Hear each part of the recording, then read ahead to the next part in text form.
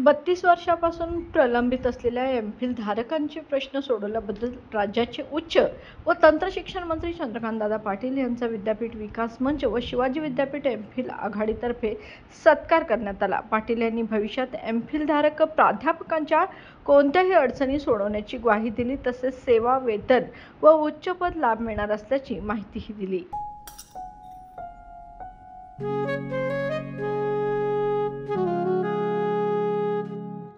बाबा, आज येताना बासुंदी घेऊन या ना। अगं, कालच आपण आईचा वाढदिवस होता म्हणून आणली होती ना। ऐकलं, गोकुळची बासुंदी पुन्हा खावीशी वाटतेय। खरं सांगू, मलाही खावीशी वाटतेय। पुन्हा पुन्हा खावीशी वाटणारी गोकुळ बासुंदी।